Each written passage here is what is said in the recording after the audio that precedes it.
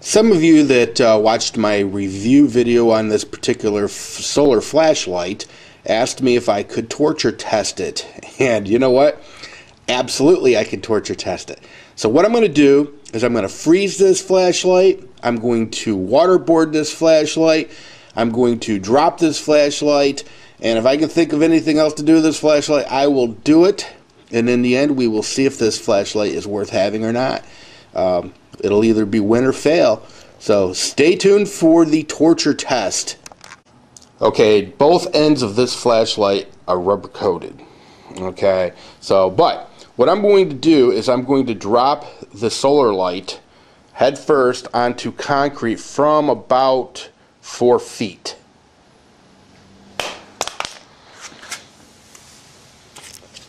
And passed. Okay. Now what I'm going to do is I'm going to drop it from about 6 feet.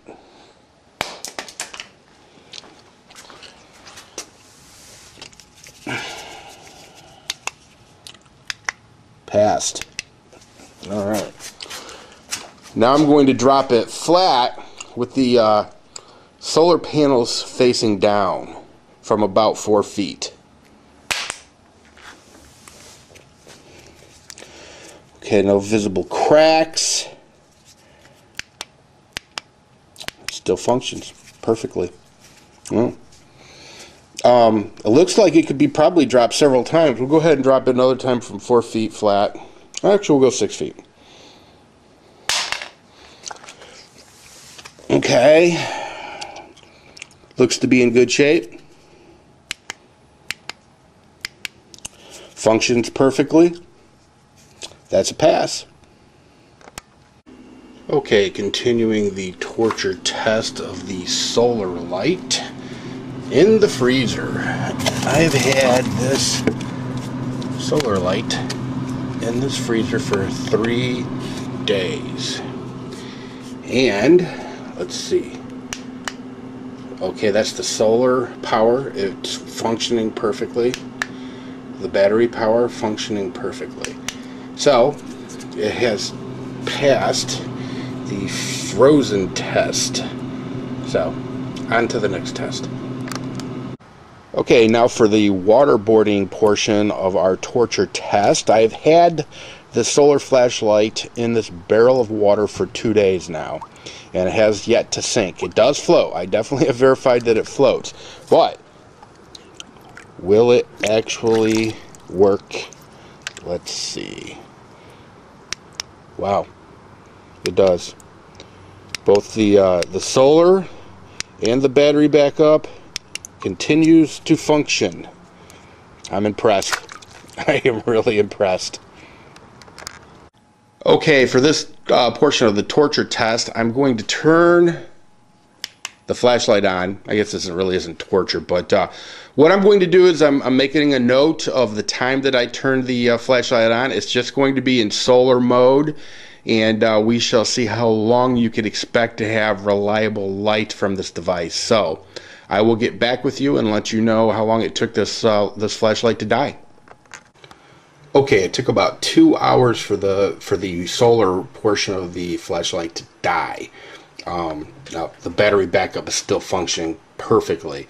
However, it did say that you could charge this with a room light, and honestly, I left it to charge for 4 or 5 hours, and the flashlight would come on for like 2 seconds, and then it would die. So now I'm seeing if we'll get a better charge from sitting in front of my computer monitor.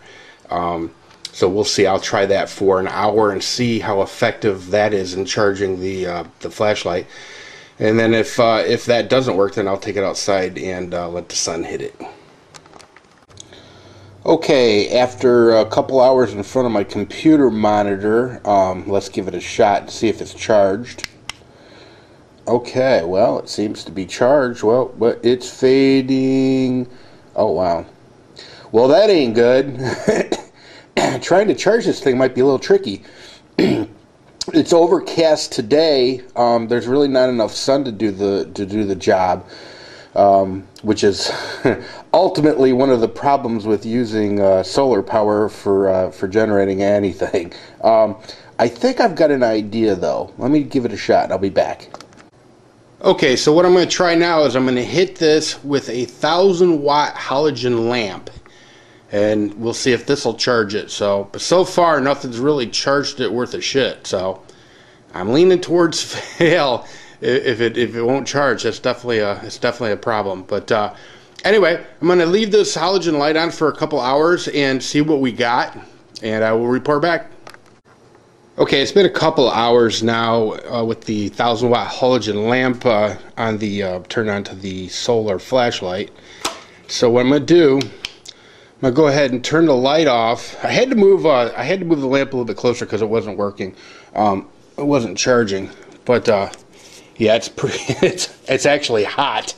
So, wow, yes. Now we have a charge, and it seems to be holding. So I guess a couple hours in a halogen lamp is the key. I do not know if that's a full charge because there's really no gauge to let me know. But I don't know how much longer I could have left it there because it seemed like it would start melting.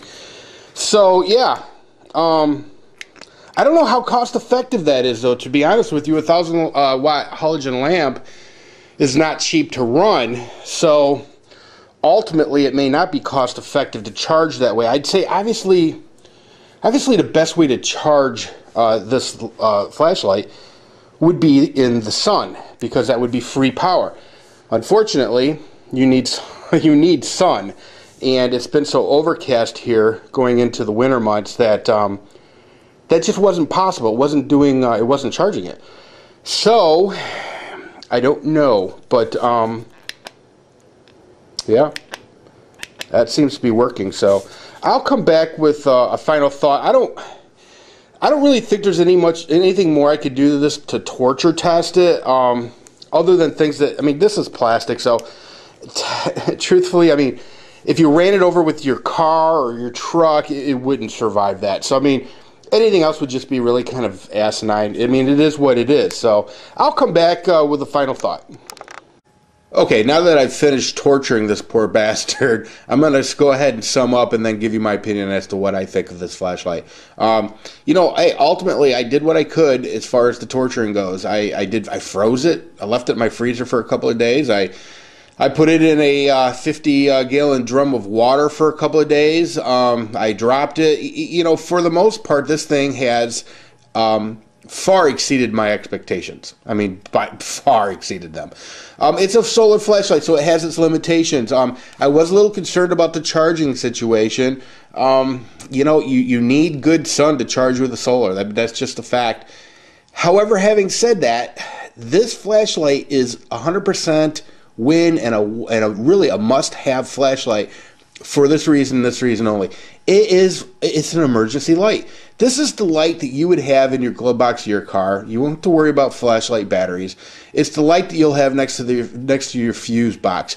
If you're one of those people that use a flashlight every day for whatever purpose, work or whatnot, this is not the flashlight you want. But for I think most of us, this is just a really great peace of mind flashlight to have. You're always going to know that it's going to work for you. You know, the charging thing, if you store this flashlight, I would recommend you take it out once a year on the middle of July or August and charge it up in the sun. If you really needed to, you could use a halogen light to charge it.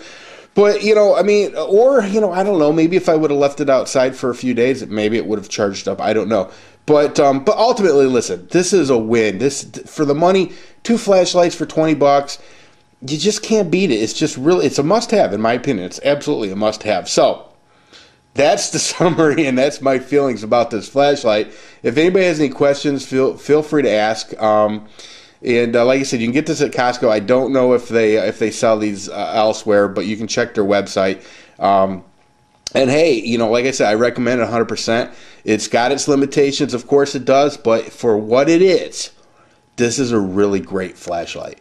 Anyway, I hope that was helpful. Everybody take care.